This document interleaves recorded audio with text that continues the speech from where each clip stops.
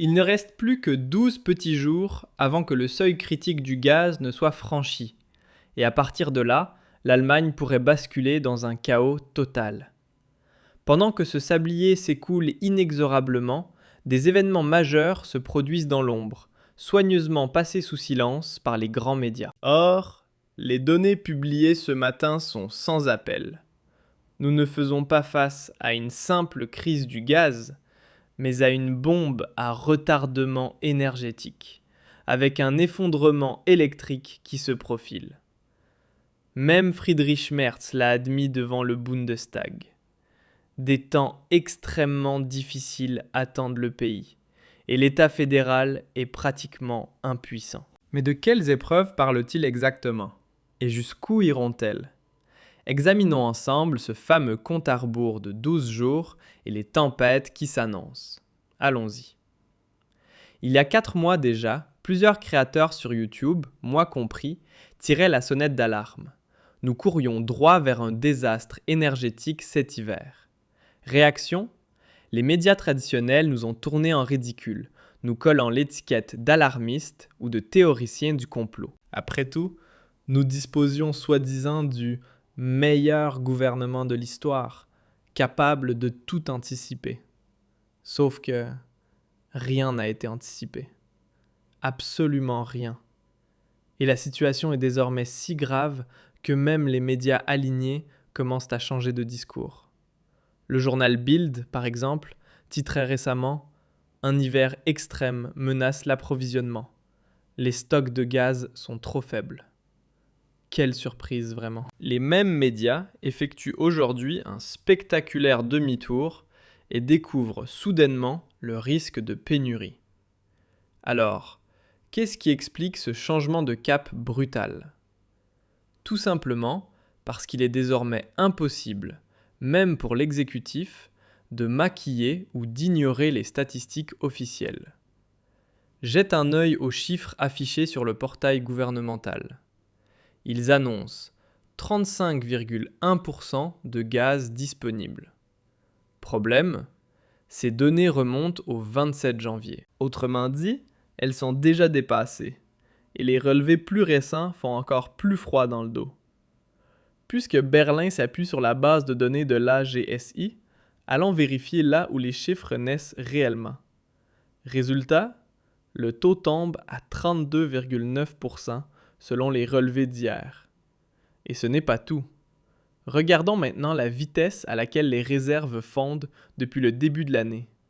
Certains jours, la baisse atteint 0,4%. D'autres fois, on flirte avec 1,3%. Si l'on fait une moyenne, on arrive à environ 0,8% de gaz brûlé quotidiennement. Arrondissons à 1% pour faire simple. Avec un stock actuel autour de 32,9% et un rythme de consommation proche de 1% par jour, le verdict est limpide. Il reste à peine un peu plus d'un mois avant que les réserves ne tombent à zéro. En clair, le compte à rebours est lancé. Mais mes chers spectateurs, c'est précisément ici que les politiques et les médias nous induisent en erreur. Ce calcul est volontairement trompeur, car il suppose que l'État n'interviendra pas avant.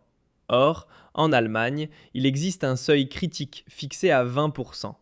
Dès que ce niveau est atteint, le gouvernement est légalement obligé d'agir et de déclarer officiellement une pénurie de gaz. À partir de ces 20%, le rationnement commence. Et là, on ne rigole plus. Voici maintenant un autre graphique présentant 2 scénarios possibles. Le premier, en rouge, suppose que rien ne change. L'hiver continue avec la même intensité et le gouvernement n'adopte aucune mesure supplémentaire.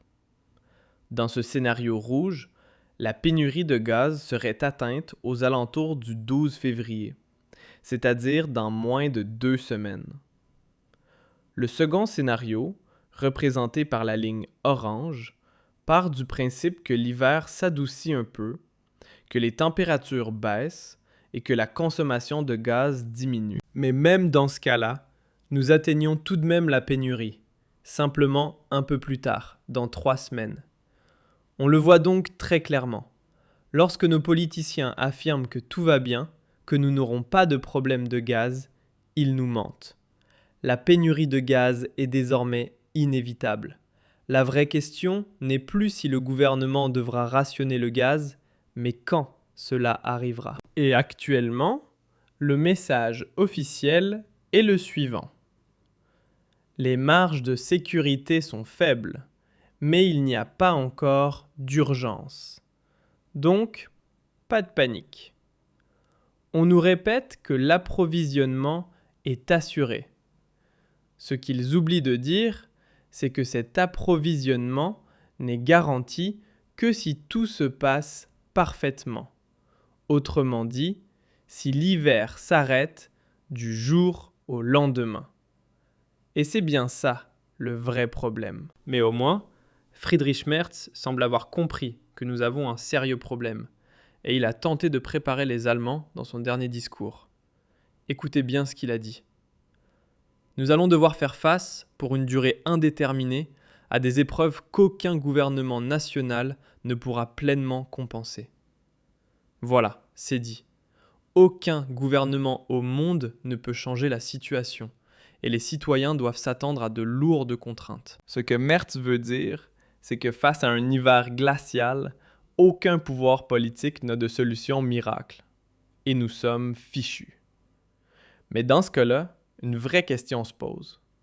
Pourquoi avons-nous instauré une taxe CO2 pour lutter contre le réchauffement climatique si c'est pour finir avec un hiver de la mort? Non mais vraiment, je pose la question pour un ami. Mais attention, voici maintenant une question encore plus intéressante. Jetons un œil à la production d'électricité en Allemagne pendant la semaine du 22 au 28 janvier. Donc, la semaine dernière, à gauche pour l'année 2026, à droite pour 2025, regardez bien les chiffres. En 2025, on a brûlé 1467 gigawattheures de gaz pour produire de l'électricité. Cette année, déjà 2464 gigawattheures. Alors, pourquoi, bon sang, avons-nous cramé 1000 gigawattheures de gaz en plus que l'an dernier, alors qu'on fonce droit vers une pénurie? En pleine crise gazière, on devrait logiquement réduire notre consommation de gaz pour l'électricité, non? Ah, mais oui, j'avais oublié. Ce n'est plus possible, puisque notre géniale transition énergétique a mis fin à l'énergie nucléaire. Résultat, on n'est plus dépendant que jamais des centrales à gaz. Bien joué, vraiment. Mais revenons à ce qu'a voulu dire le chancelier Merz en parlant de grandes épreuves qui attendent les Allemands. C'est simple. Selon la météo, la pénurie de gaz débutera dans 2 ou 3 semaines.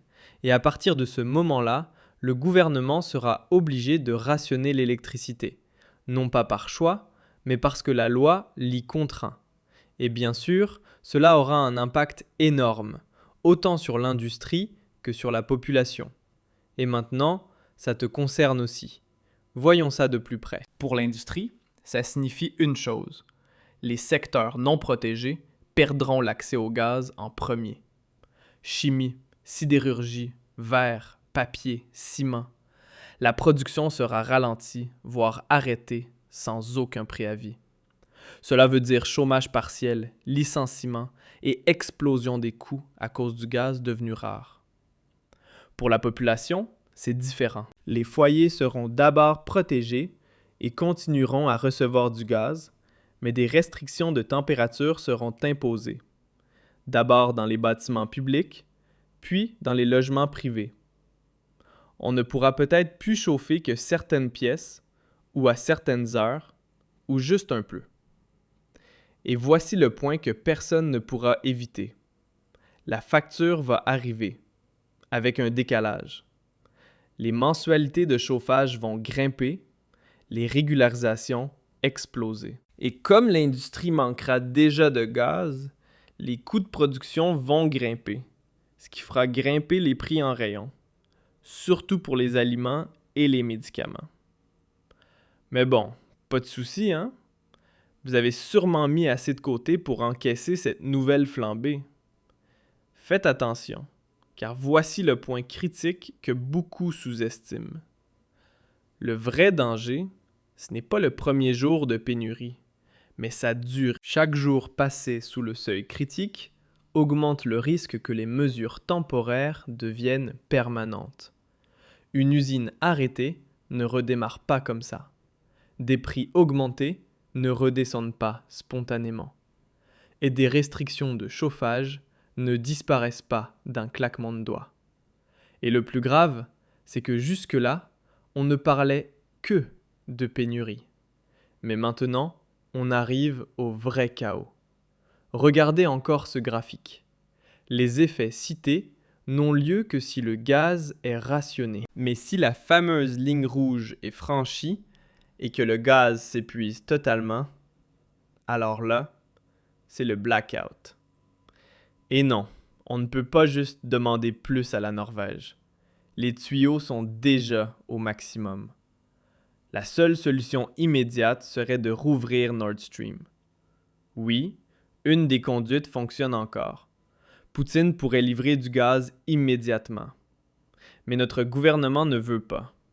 Il préfère laisser son peuple souffrir plutôt que d'admettre que son idéologie brisée a échoué. Alors maintenant, ouvrez bien les oreilles. Ce n'est plus un avertissement, c'est un compte à rebours. Dans quelques jours, l'Allemagne devra choisir rationner ou s'effondrer.